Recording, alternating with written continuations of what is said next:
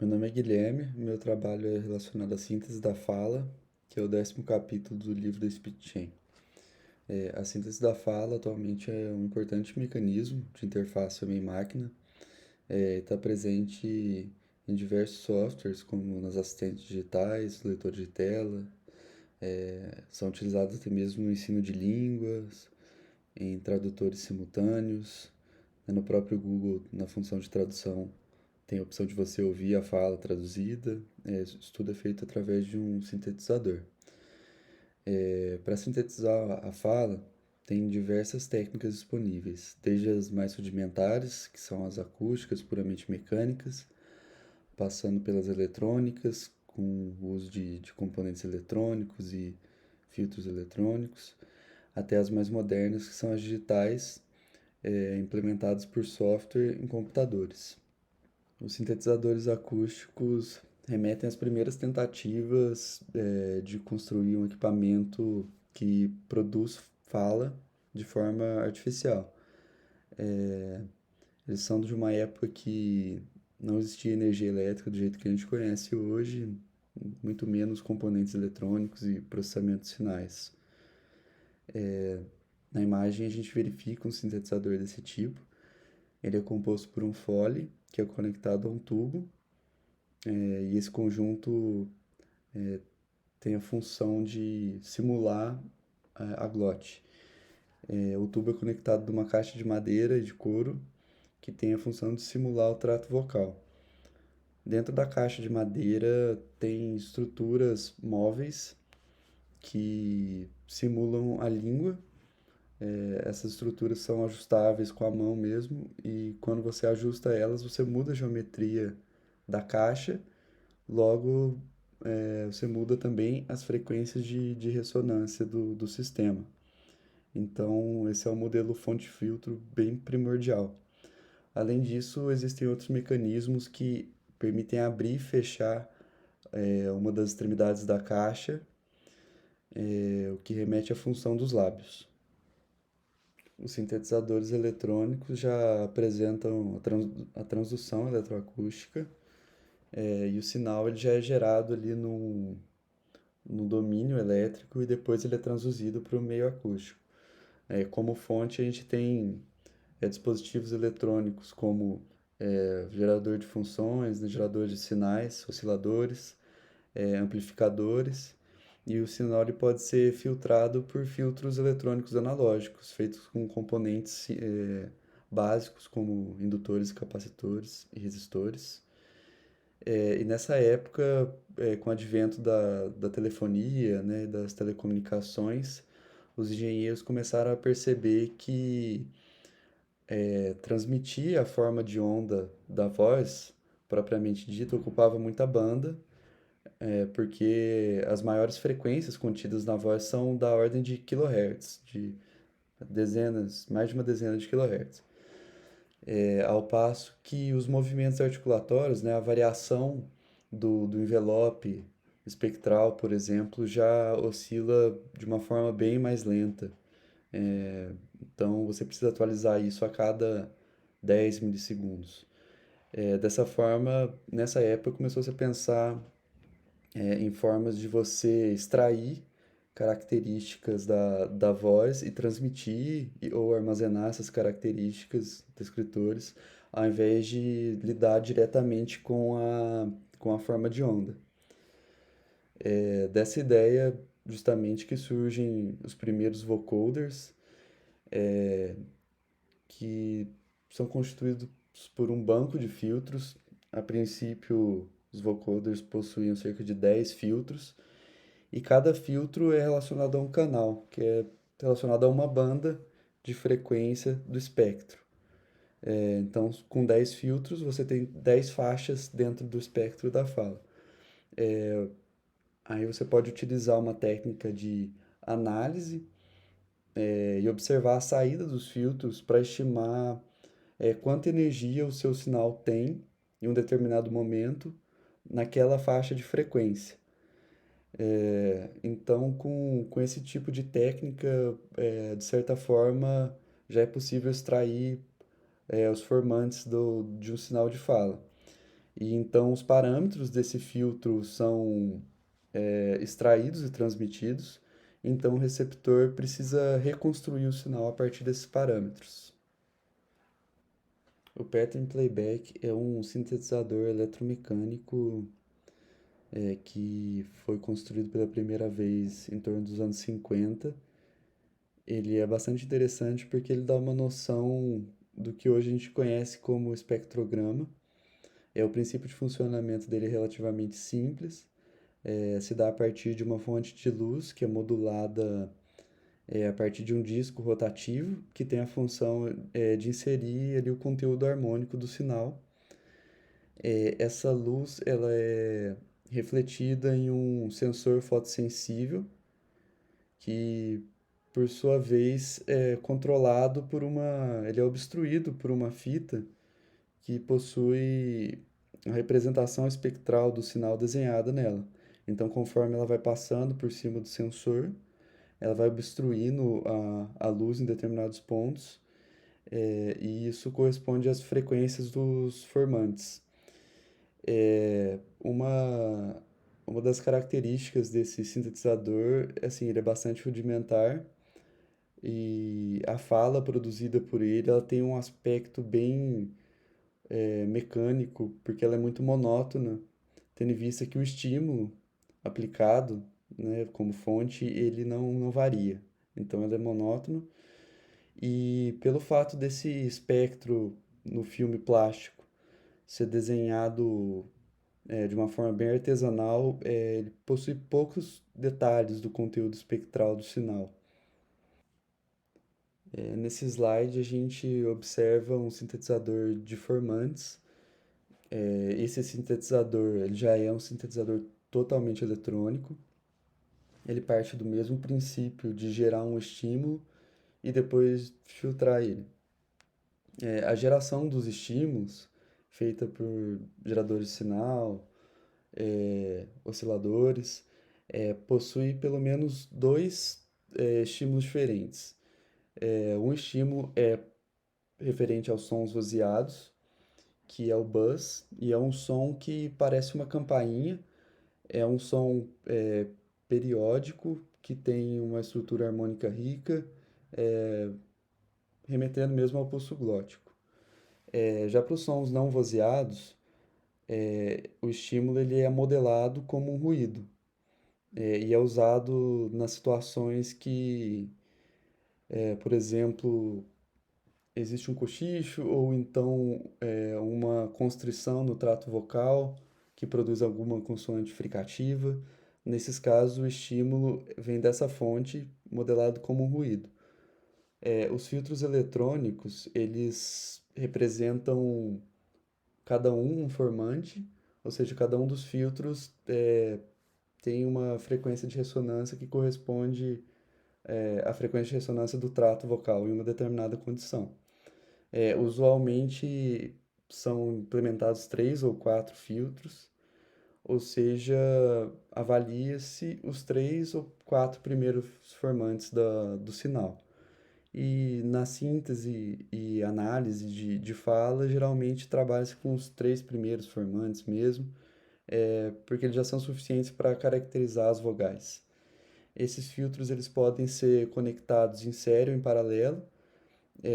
A implementação é um pouco diferente.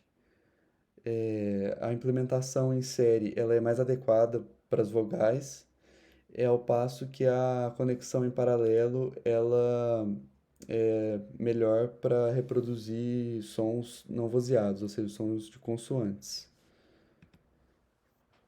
A síntese por computadores, ela adiciona uma flexibilidade muito grande e se tornou possível principalmente a partir da década de 70 e foi evoluindo com o passar das décadas, tornando a implementação de sintetizadores mais barata e acessível e mais flexível. Como os sintetizadores são implementados por programas de computador, é possível utilizar modelos matemáticos e não necessariamente algum componente eletrônico dedicado, como um oscilador, né, ou um filtro analógico. Pode-se utilizar filtros digitais e modelos matemáticos para gerar os estímulos do, da glote e também os sons das consoantes podem ser gerados por ruídos que também são modelados de forma matemática. Os sintetizadores articulatórios, eles buscam as características do som sintetizado a partir dos movimentos do trato vocal, mais especificamente das geometrias do trato vocal. Conforme as vogais são produzidas, o trato vocal, a língua, a faringe, os lábios, eles alteram a geometria do trato e, como se sabe, isso altera as frequências de ressonância do trato e alterando os formantes. Esses sintetizadores, então, eles preveem, a partir de modelos que utilizam a localização espacial das estruturas, reproduzir os sons de maneira adequada. Um caminho alternativo é você estimar os formantes a partir de um modelo articulatório e a partir disso você alimentar um sintetizador de formantes de uma forma mais indireta. Esses modelos, eles possuem algumas dificuldades, como a dificuldade de prever exatamente a geometria do trato vocal em uma determinada configuração. Pode-se utilizar imagens de raio-x, geralmente imagens em corte, que mostram como o trato está configurado em um determinado momento, mas essas imagens não trazem uma informação completa espacial, porque a maioria delas são em duas dimensões, e além disso é difícil ter um contexto temporal mais preciso, né? Os movimentos articulatórios precisos. Além disso, as estruturas do trato vocal, elas não são ideais. Porém, para os modelos ficarem mais factíveis e terem a sua implementação mais facilitada, muita coisa é idealizada como a emissão, que assume-se que todo som sai de fato dos lábios. Porém, existem hipóteses que dizem que parte da radiação sonora da fala vem de outras estruturas também, como a bochecha, e isso é muito difícil de modelar. Além disso, alguns movimentos do trato podem influenciar um pouco nas estruturas da glote, da laringe, interferindo também um pouco na geração do pulso glótico, sendo um pouco difícil separar completamente a fonte e o filtro. Existem os vocoders que utilizam a técnica LPC. A sigla LPC significa Linear Predictive Coding, que basicamente utiliza técnicas de predição linear para reconstruir um sinal, uma vez obtido um modelo com coeficientes específicos. Para isso, assume-se o modelo fonte-filtro e, em linhas bem gerais, extrai-se informações da envoltória espectral e informações da fonte, do estímulo. Essas informações são codificadas em cerca de 12, 12 coeficientes já são suficientes para representar de uma forma satisfatória um sinal de fala. Essa técnica do vocoder, como já mencionado, utiliza-se do fato da variação mais lenta dos articuladores, ou seja, a envoltória espectral vai variar de uma maneira mais lenta do que o sinal de fala propriamente dito. Então, novos coeficientes precisam ser transmitidos em intervalos maiores, em cerca de 10 milissegundos, que é o tamanho de janela utilizada normalmente para fazer análises espectrais de um sinal de fala. O sinal de fala, ele não é um sinal estacionário, mas ele pode ser aproximado como sinal estacionário em janelas eh, de um, de um período, de uma duração apropriada. Então, para uma janela de 10 milissegundos, o sinal de fala ele pode ser aproximado como estacionário.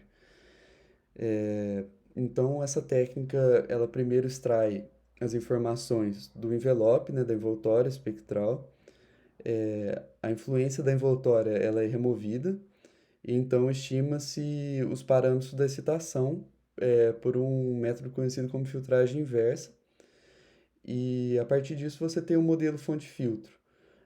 Porém, usualmente, existe uma parte do sinal que ela não é explicada por esse modelo, é, e isso é chamado de resíduo. Esse resíduo ele pode ser somado, pode ser enviado também, para que ele seja somado ao estímulo antes de ser filtrado, para reconstruir o sinal de uma forma mais fidedigna, mais precisa. Então, dessa forma, o receptor ele vai receber os coeficientes e ele vai minimizar os erros, né, a partir desse ferramental matemático, recriando o sinal a partir do estímulo e depois filtrando. A síntese por fala concatenada, ela é feita de uma forma um pouco diferente das outras formas de síntese que foram apresentadas até agora. Ela é bastante comum na conversão de texto para fala, e existe um banco de palavras. Pode-se utilizar também outras unidades menores de fala, como fonemas e como complementos de fones, que são a junção de transição entre dois fonemas.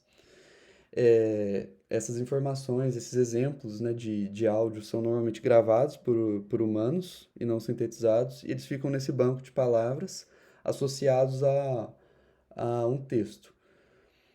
Quando o sistema recebe como entrada um determinado texto, ele busca nesse banco o som correspondente e ele então vai concatenando, ou seja, ele vai emendando as diversas palavras ou fonemas, é, de forma que no final seja obtida uma sentença completa.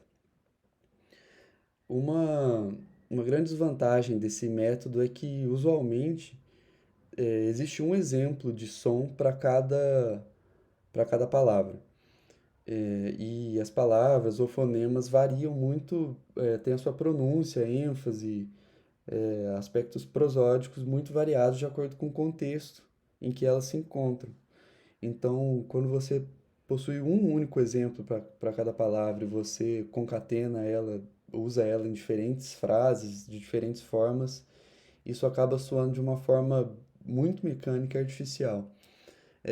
Por isso, esse tipo de síntese, ele é mais, historicamente mais utilizado em serviços, implementações mais simples, como o caso que você liga para algum número para consultar alguma informação, como um número de telefone, um endereço, alguma informação, de preferência bem simples. Então, o operador vai procurar numa lista e a informação vai ser retornada para o cliente, né, para o solicitante, na forma de fala sintetizada por concatenação.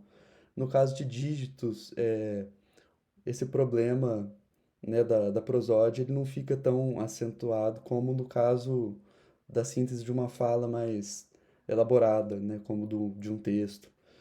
Uma possível solução para esse problema da fala mecânica é você obter mais de um exemplo para cada palavra. Porém, isso aumenta bastante o tamanho do banco, e também torna necessário o uso de mais uma camada, né, de um analisador sintático para o sistema poder escolher qual das palavras é mais adequada para cada situação. Então, isso acaba adicionando um grau de complexidade a mais no sintetizador. Nesse slide apresenta-se as regras, em linhas gerais, de implementação da conversão de texto para fala. É importante ressaltar que os itens apresentados, eles são processos que nem sempre ocorrem da forma que eles estão enumerados aqui. Muitas vezes, um determinado processo ele pode se beneficiar do resultado de um processo posterior, adicionando certa complexidade ao sistema. Então, isso realmente vai depender, de cada implementação. Um item primordial para esse tipo de sistema é o dicionário. Nesse dicionário vão estar contidos dados referentes a cada entrada de texto, do vocabulário.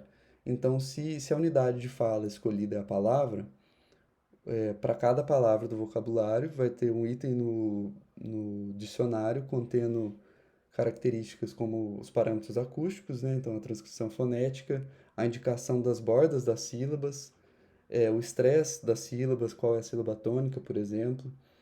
E também é interessante que se tenha a classificação das palavras, porque uma etapa adicional posterior pode adicionar mais ou menos estresse ainda, dependendo da função daquela palavra. Então, um pronome ele pode ter um estresse, uma entonação diferente do que um verbo, por exemplo. A exceção desse modelo de correspondência de entrada para dados no dicionário ocorre em alguns casos, como é o caso dos nomes próprios, como eles são muito numerosos, usualmente eles não ficam armazenados dessa forma e eles são inferidos por regras que, obviamente, dependem da língua que eles pertencem. Então, justamente as exceções se dão, às vezes, por nomes estrangeiros, às vezes alguma palavra que é utilizada que é de outro idioma, e tudo isso precisa ser levado em conta nesse modelo por regras. Inclusive, é possível inferir com uma certa precisão qual é a qual língua uma palavra pertence a partir da observação das regras que se aplicam a ela. Uma etapa importante nesse processo também é a existência de um analisador sintático. Esse passo é importante porque ele vai estabelecer, por exemplo, o começo e o fim de uma frase. Ele também vai analisar se uma sequência de palavras faz sentido sintaticamente, se uma determinada palavra pode ser seguida por outra. Esse é inclusive um mecanismo de identificar o fim de uma frase. E também é muito dependente da língua, então cada língua precisa de uma implementação. Então, como eu disse, o estresse e a entonação são inferidos por regras e também diretamente a partir de dados que estão armazenados no dicionário. Pode-se ainda utilizar um complemento aos sons que estão armazenados, que são os difones. Os difones, eles são basicamente a transição entre dois fonemas, usualmente é o som que vai da metade de um primeiro fonema até a metade do fonema subsequente. Então, isso é denominado segmento acústico, e isso pode ser utilizado para elaborar uma transição mais natural entre as sílabas. Isso pode ser um pouco difícil utilizando só os fonemas, então os difones eles fornecem essas informações de transição mais natural entre sílabas. A desvantagem é que os difones podem ser muito numerosos, bem mais do que os fonemas. Então isso adiciona tamanho, né, ao modelo. E o sintetizador de fala ele precisa receber parâmetros para ajustar a duração de cada som, a frequência fundamental, que é a entonação de cada fonema, de cada palavra, o estresse de cada fonema e de cada palavra também. E ele também precisa dos parâmetros acústicos, que são os formantes justamente para a identificação das vogais. Por fim, apresenta-se um exemplo de implementação de um sintetizador, que é um sintetizador bastante rudimentar, capaz de reproduzir somente vogais. Partiu-se de um modelo fonte-filtro para isso, e o sintetizador foi implementado via software no MATLAB. O primeiro passo foi a geração de um sinal que remete a um pulso glótico. Para isso, a ideia é gerar um sinal que é aproximadamente um trem de pulsos, porém os pulsos eles não são necessariamente impulsos unitários. Eles possuem uma certa largura e um formato que lembra um pouco uma dente de serra. De fato, o pulso glótico ele não tem esse pico tão proeminente, tão acentuado, ele tem um contorno mais suave, mas como é um sintetizador mais simples, o resultado observado foi satisfatório. Então, o sinal utilizado para o estímulo foi esse da figura. Os pulsos eles são repetidos a cada mais ou menos 10, né, 10 milissegundos, e eles têm uma largura bem menor do que 10 milissegundos. O próximo passo foi filtrar esse sinal. Para isso foi implementado um filtro com um filtro digital com três polos, com três pares de polos complexos conjugados. Cada par de polo conjugado é referente à frequência de ressonância de um formante. Por isso foram escolhidos três polos, até porque no material bibliográfico utilizado para consulta, normalmente os formantes são apresentados do primeiro até o terceiro para as vogais. É até um pouco mais difícil encontrar informações pro. Até existem, mas usualmente utiliza-se mesmo os três primeiros formantes porque eles já são suficientes para caracterizar uma vogal. Então, na figura, nessa figura apresenta-se a resposta em frequência do filtro obtido para a vogal A. Como eu utilizei uma função nativa do MATLAB para plotar esse gráfico, o eixo X saiu em frequência normalizada. É, então eu ressalto que foi utilizada uma frequência de 16.000 amostras por segundo, o que resulta em uma máxima frequência obtida de 8.000 Hz. Então, observando a figura, em torno do 0,1, observe-se o primeiro pico do envelope aqui do filtro, que é referente ao primeiro formante, ou seja, está um pouquinho abaixo dos 800 Hz. Entre o 0,1 e o 0,2, em torno dos 1.200 Hz, está o segundo formante e assim por diante. É possível fazer a conversão desse eixo dessa forma, sabendo que a frequência normalizada corresponde, o 1 corresponde a 8.000 Hz. E agora eu vou apresentar os exemplos dos sinais de onda obtidos no domínio do tempo após a filtragem do pulso glótico e também a resposta em frequência do filtro. E em seguida eu vou tocar o sinal que foi obtido. Então aqui de novo a resposta em frequência para a vogal A, o sinal, a forma de onda obtida, isso aqui foi obtido simplesmente filtrando aquele pulso glótico, aquelas ondas, pulsos de ondas dentro de serra por esse filtro, e esse é o resultado obtido no domínio do tempo, e esse foi o som resultante.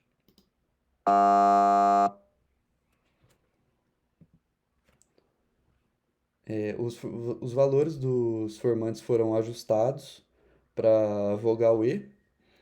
Pode-se perceber que os formantes se deslocaram aqui, se comparados à vogal A. Né? Os espaçamentos mudaram também.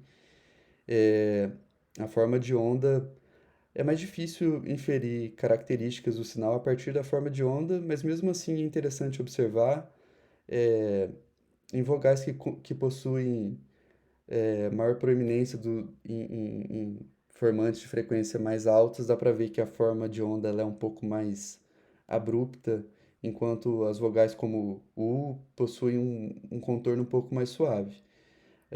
Mas as informações mais relevantes mesmo vêm da análise da resposta em frequência do filtro implementado, onde observa-se os picos dos formantes. E esse foi o som obtido para a vogal E.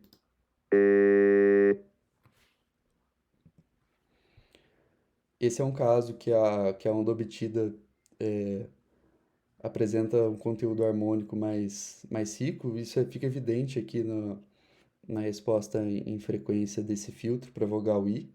E o som dela pode ser entendido como um pouco mais estridente, justamente por esse pico aqui nessa frequência um pouco mais alta que as outras. E o som encontrado foi esse aqui.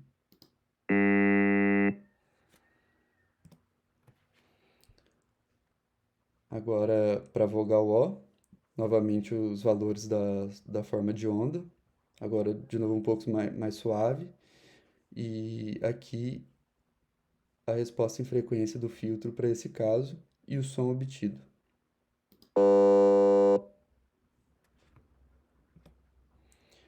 Por fim, a vogal U, a gente observa que o contorno da forma de onda é realmente mais suave. Isso corresponde aqui a essa atenuação em relação aos outros filtros nessas frequências mais altas. Então, aqui são valorizadas mais as frequências mais baixas nesse, nesses dois primeiros picos, nos dois primeiros formantes. O som encontrado para a vogal U foi esse.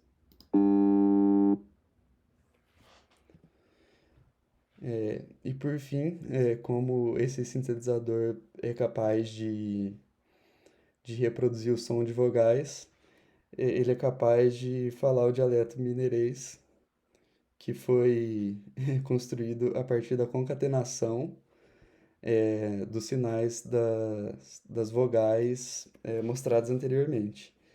Então, para isso, eu ajustei os valores de duração e foi feita uma concatenação e o resultado foi esse.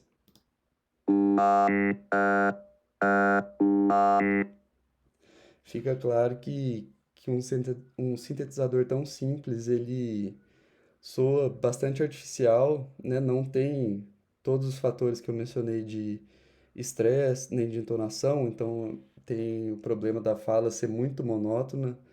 É, a transição entre os fonemas também é feita de forma totalmente abrupta e não é dessa forma que ocorre na fala natural. Até por isso foi mencionado o uso dos difones. Existem outras técnicas para suavizar, né, a transição de um fonema para o outro. E nesse caso é uma coisa bem rudimentar que, que gera esse resultado mais, mais abrupto entre a transição de um fonema e outro.